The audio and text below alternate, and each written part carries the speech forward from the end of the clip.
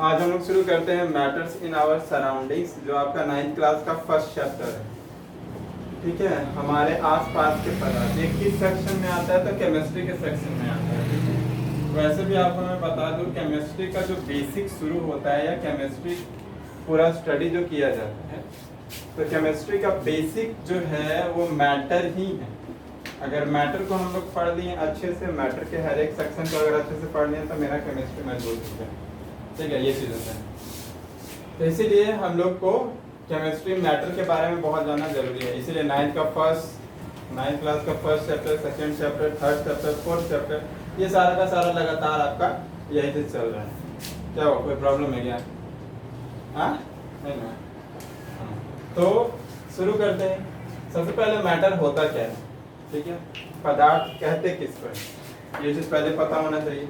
देखो, कोई भी चीज जो स्थान घेरे मतलब जगह घेरता हो कहीं पे भी, तो वो सारा मेन चीज यही है, जो स्थान घेरता हो उसको पदार्थ कहते हैं। और ये भी बोल सकते हैं आगे, जिसका अपना मास एंड वॉल्यूम, मास और वॉल्यूम जिसको हम लोग बोलते हैं आयतन और द्रव्यमान। ठीक है, मास को द्रव्यमान कहते हैं और वॉल्यूम को आयतन कहते हैं। ठीक है, तो कोई भी चीज जो स्थान घेरता हो वो सारा का सारा क्या है? मैटर है। जैसे हम लोग भी कहीं पे घुस जाते हैं तो उसका जगह घेर लेते हैं, जगह घेरते हैं, तो वो भी एक पदार्थ हुआ।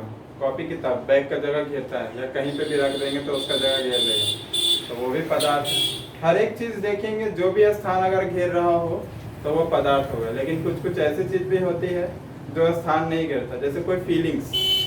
ठीक है, गुस्सा है, तो गुस्सा कोई पदार्थ थोड़ी है कि स्थान घेर लेगा। अगर हम गुस्सा हो जाए तो रूम भर गया, ऐसा होगा? नहीं। ठीक है, गुस्सा या कोई भी फीलिंग्स अगर हम ले लेते हैं तो वो फीलिंग्स जो होता है वो कोई पदार्थ नहीं होता है। ठीक है, लेकिन हाँ, उसके अलावा जितना भी चीज है जो हम लोग देख पा रहे हैं, सारा चीज वो सारा का सारा क्या है? पदार्थ है। ठीक है, तो ये हो गया पदार्थ। अब पदार्थ जो होता है, बोला जाता है, बोला क्या जाता है, एग्जाम्पल के तौर पर अगर हम लोग समझेंगे अभी हम लोग, पदार्थ जो है वो बना हुआ आता है छोटे छोटे पार्टिकल्स में। क्या बना होता है? छोटे छोटे पार्टिकल्स से मिलकर बना होता है पदार्थ। और इस छोटे पार्टिकल्स को या तो एटम कहते हैं या तो मॉलिक्यूल कहते हैं। आगे जाके आप पढ़ेंगे पार्टिकल्स की जगह स्पीसीज लिखा हुआ होगा। ठीक है, एटम्स, मॉलिक्यूल्स, एक चीज और आएगा आपका जिसको आयंस कहा जाता है। ठीक है, बट अभी आपको जानना नहीं है, फिर भी आपको बता देता हूँ मैं कि छोटे छोटे पार्टिकल से मिलकर बना होता है पदार्थ, जिसको या तो एटम बोलेंगे या तो मॉलिक्यूल कहेंगे, या तो फिर एक चीज और है जिसको हम लोग क्या बोलते हैं? आयंस कहते हैं। ठीक है, क्या कहते हैं? आयंस। तो पदार्थ जो होगा वो इन्हीं पार्टिकल्स से मिलकर बना होता है। कोई भी चीज उठा के देख लेंगे तो हर एक चीज जो होता है वो छोटे छोटे पार्टिकल से मिलकर बना होता है। जैसे हमारा खुद का शरीर, अगर इंसान का शरीर देखे तो इंसान का शरीर भी जो होता है वो छोटे छोटे पार्टिकल से मिलकर बना होता है। उस छोटे पार्टिकल्स को हम क्या बोलते हैं? सेल कहते हैं, कोशिका कहते हैं। अब कोशिका भी बहुत सारे छोटे छोटे पार्टिकल से मिलकर बना होता है, वो आप लोग पढ़ेंगे आगे के सेक्शन में। ठीक है, लेकिन फिर भी अभी आप लोग जानिए कि हम लोग भी एक छोटे छोटे पार्टिकल से मिलकर बने हुए हैं, तो वो क्या कहलाया? पदार्थ कहलाया। चौक भी देख लीजिए या कुछ भी चीज देख लीजिए, आप जब चौक को चूर देते हैं, है ना, उसको पीस देते हैं, तो क्या होता है? छोटे छोटे पार्टिकल्स में चेंज होते हैं, छोटे छोटे कण उसके मिलते हैं, धूल कण। तो वो भी क्या है? छोटे कण। ठीक है, कोई भी चीज उठा के देख लेंगे, जैसे ये लकड़ी। ठीक है, तो इस लकड़ी को भी देख लेते हैं, लकड़ी को जब हम काटते तो उससे धूल निकलती, तो वो भी उसका क्या है? छोटा सा पार्टिकल। ठीक है, और भी आगे भी जाएगा तो और भी छोटा छोटा पार्टिकल्स होता है, लेकिन फिर भी आप समझिए इसको कि matters are made up of small particles. छोटे छोटे पार्टिकल्स से मिलकर बनता है। उस छोटे पार्टिकल्स को हम लोग क्या कहते हैं? एटम्स कहते हैं, या मॉलिक्यूल्स कहते हैं, या फिर आयंस कहते हैं। ज्यादातर टाइम में आपको मॉलिक्यूल्स मिलेगा। ठीक है, आगे तो ये जो पार्टिकल्स होता है, इसका पार्टिकल्स का अपना कुछ नेचर होता है। ठीक है, दूसरा चीज हम लोग पढ़ेंगे इसका कि इस पार्टिकल्स का अपना कुछ गुण होता है, प्रकृति होता है। क्या प्रकृति होता है ये चीज समझिए पदार्थ के अंदर में। तो there are intermolecular space between the particles, यानी कोई भी पदार्थ अगर हम लोग उठा के देख ले तो उस पदार्थ के कणों के बीच में जो होता है वो खाली जगह होता है। इंटरमॉलिक्यूलर स्पेस का मतलब दो मॉलिक्यूल्स के बीच में क्या होता है?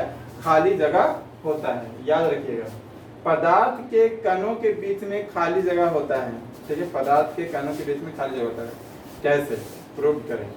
ठीक है, अगर समझते हैं इस चीज को फॉर एग्जाम्पल हमारा चेहरा ही है या फिर हम इंसान ही है, पदार्थ है, कैसे पता चलेगा कि हमारे चेहरे या कोशिकाओं के बीच में खाली जगह है? कैसे पता चलेगा? अगर पता करना है तो जनरल सब चीज़ बताते हैं। अगर हम लोग क्रीम लगाते हैं तो वो क्रीम जो है, जब क्रीम लगाते हैं चेहरे पे तो क्रीम कहाँ गायब हो जाता है? गायब होता है कि हाथों में लगल रह जाता है ना? वो क्या होता है, चेहरे पर जब हम लोग लगाते हैं तो वो चेहरे पर ही क्या हो जाता है, गायब हो जाता है। यानी वो क्या होता है एक्चुअली में कि हमारे चेहरे में जो कोशिकाओं तो कोशिकाओं के बीच में जो खाली जगह है, उसी खाली जगह में वो क्रीम जो होता है वो क्या जाता है, घुस जाता है, धंस जाता है, तो जिसके कारण वो फिर पता नहीं चलता। तो इससे पता चलता है कि हाँ कुछ मतलब कि हर एक पार्टिकल्स के मैटर्स के बीच में क्या होता है, खाली जगह होता है। और भी कुछ देख लेते हैं, कोई लकड़ी ले लेते हैं, तो लकड़ी को अगर पानी में हम डुबो देते हैं तो लकड़ी पूरी तरह से फूल जाता है, तो एक्चुअली पानी वहाँ पे आया। लकड़ी के बीच में खाली जगह होगा तभी तो पानी उसमें घुस पाया। अगर खाली जगह नहीं हो पाता तो उसमें पानी घुस पाता क्या? नहीं।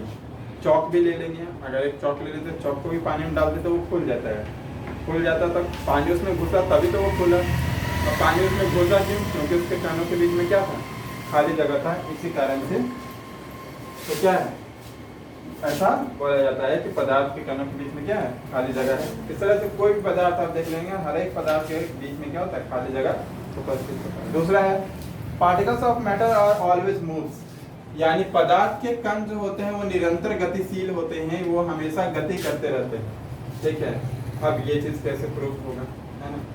अब बोलेंगे कि हर एक पार्टिकल्स जो होता है वो हमेशा गति करते रहते हैं। जैसे हमारा कोशिका, चाहे हम बोले इस मार्कर के अंदर में जो छोटे छोटे कण हैं वो भी गति कर रहे होंगे, लेकिन मार्कर तो शांत दिख रहा है, ठीक है, कहाँ गति कर रहा है, ठीक है, ये पता नहीं चल रहा है, ठीक है, लेकिन इसमें गति होता है। एक्चुअली जब हम इसको बहुत मतलब क्या बोलते हैं, इसको इलेक्ट्रॉन माइक्रोस्कोप से जब इसको ऑब्जर्व करते हैं तो इसके कण जो होते हैं वो गति करते हुए दिखाई देंगे, और इस चीज को मैं प्रूव करूंगा आने वाले चैप्टर में, ठीक है, कि आखिर वो गति कैसे कर रहे हैं। सो हर एक पदार्थ के कण जो है वो निरंतर गतिशील है, ठीक है, यानी वो गति कर रहे हैं, लेकिन उसका गति इतना छोटा मात्रा में हो रहा है कि उस छोटे मात्रा की गति को हम लोग देख नहीं पा रहे हैं, ठीक है, यानी इस पदार्थ के अंदर में क्या हो रहा है, गति हो रहा है, समझ रहे हैं, लेकिन वो गति हम लोग को दिखाई नहीं दे रहा है। इस चीज को मैं प्रूव करूंगा कि आखिर ये गति हो कैसे रहा है, ठीक है, जब हम इसका एटॉमिक लेवल पे चले जाएंगे, यानी आपका थर्ड चैप्टर, ठीक है, थर्ड चैप्टर जब हम हमको पढ़ाएंगे तब आपको पता चल जाएगा कि हाँ इसके कण जो है वो गतिशील है, ठीक है। अभी फिलहाल हम इतना समझ लेते हैं कि हाँ ये गति कर रहा है, लेकिन ये गति हमें दिखाई नहीं दे रही है, क्योंकि अभी यहाँ पे भी हवा चल रही है, हवा चल रही है। ये हवा चलने के बारे में देखें अगर हम, तो हवा तो हम लोग को दिखाई नहीं दे रहा, लेकिन क्या वो चल रहा है कि नहीं चल रहा है ये पता चल रहा है आपको? नहीं, सिर्फ हम महसूस करते। उसी तरह से यहाँ पे भी है क्या कि इसके कण जो है वो क्या हो रहे हैं, गति कर रहे हैं, लेकिन इस गति को हम देख नहीं पा रहे। जस्ट लाइक हवा भी गति कर रहा है, लेकिन उस गति को हम देख नहीं पा रहे। तीसरा चीज आ जाता है, there are force of attraction between the particles, यानी पदार्थ के कण जो होते हैं, तो पदार्थ के कणों के बीच में फोर्स ऑफ अट्रैक्शन होता है, यानी वो एक दूसरे को क्या किए हुए रहते हैं, आकर्षित किए हुए रहते हैं, एक दूसरे को खींचे हुए रहते हैं, तभी तो वो आपस में जुड़े हुए हैं। अगर ये फोर्स ऑफ अट्रैक्शन नहीं होता तो सारा कोशिका अलग नहीं हो जाता, हमारे शरीर का सारा कोशिका अलग हो जाता है। फोर्स ऑफ अट्रैक्शन है तभी तो ये एक दूसरे से बंधे हुए हैं। या फिर इसका पार्टिकल्स भी ले लेंगे, तो इसका पार्टिकल आपस में जुड़ा हुआ है, क्यों जुड़ा हुआ है, ठीक है, फोर्स ऑफ अट्रैक्शन के कारण। उसके अंदर में जो है बल है, उस बल के कारण ही वो क्या है, एक दूसरे से जुड़े हुए हैं, ठीक है। तो इसी कारण से बोला जाता है कि कणों के बीच में जो होता है वो आकर्षण बल होता है। आप बोलेगा कि दो व्यक्ति के बीच में भी आकर्षण बल है, यानी दो चीज आपस में खींचे हुए हैं, खिंचा रहे हैं, लेकिन ऐसा तो होता नहीं है। अगर हम यहाँ पे बैठे हुए हैं, हम यहाँ पे दो आदमी, एक यहाँ बैठा हुआ है, तो उन दोनों आपस में खिंचाता थोड़ी है। यही चीज होता है कि अगर इस चीज के बारे में आप स्टडी करेंगे आगे में, कि अगर किसी पदार्थ को, किसी भी चीज को अगर हम क्या कर दें, स्पेस में छोड़ दें, दो चीज है, दोनों को अलग अलग 1 मीटर के डिस्टेंस पे हम स्पेस में छोड़ दें, तो कुछ समय बाद जो होगा वो आपस में ऐसे आके चिपक जाएंगे, ठीक है, ऐसा साइंटिस्ट ने ऑब्जर्व किया, तो वो क्या होते हैं आपस में आके ऐसे चिपक जाते हैं। आखिर ऐसा क्यों हुआ?